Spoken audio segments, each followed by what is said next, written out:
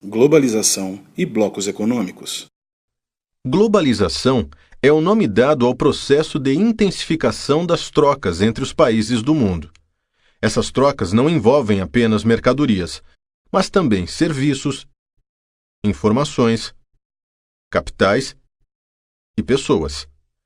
A interdependência gerada por essas trocas acaba por criar um espaço mundial integrado.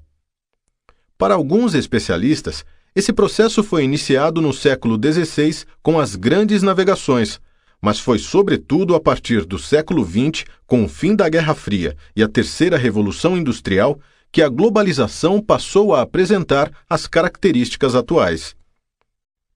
Essas trocas em escala mundial formam redes de fluxos que podem ser materiais ou imateriais.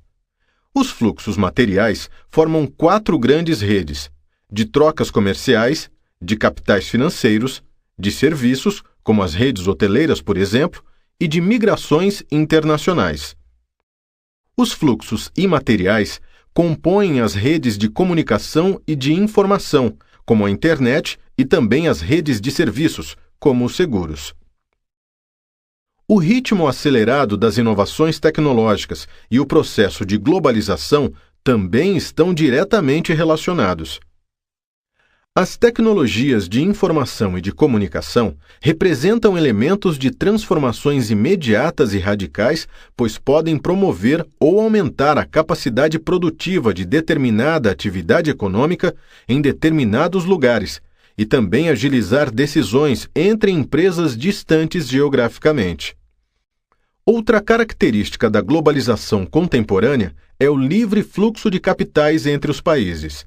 Esta globalização financeira gerou a integração dos mercados acionários, possibilitando a transferência de altos valores, de maneira instantânea, de um ponto a outro do planeta. Consequentemente, quando os países centrais do sistema entram em crise econômica e financeira, acarretam um efeito dominó, e as bolsas de valores do mundo todo também são afetadas pela diminuição dos fluxos de capitais. A formação de blocos econômicos é outro fator de fundamental importância no cenário da globalização e pode se configurar de 4 modos. A Zona de Livre Comércio, como NAFTA, Acordo de Livre Comércio da América do Norte, na qual ocorre a redução ou a eliminação de tarifas alfandegárias entre os países membros. A União Aduaneira, por exemplo, a SACO, União Aduaneira da África Austral, que abriu o mercado interno para mercadorias e serviços originários de outros membros do bloco e definiu as regras comerciais para que os países do bloco possam realizar trocas com outros países.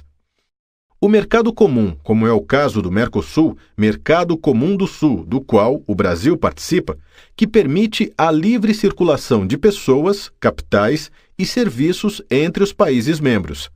E a União Econômica e Monetária, como a UE, União Europeia, na qual os países membros adotam a mesma política de desenvolvimento e uma moeda única. Uma visão superficial da globalização leva a crer que o processo de abertura das economias nacionais traria como consequência uma mundialização relativamente homogênea. No entanto, uma vez que a globalização é seletiva e visa a determinadas regiões, atividades e grupos sociais, determinadas áreas e regiões se integram, enquanto outras são excluídas. Assim, a disparidade entre as regiões torna-se cada vez mais evidente no espaço mundial. Por fim, é importante observar que a intensificação da circulação de informações em escala mundial acaba privilegiando as necessidades e os modos de vida próprios de alguns países desenvolvidos.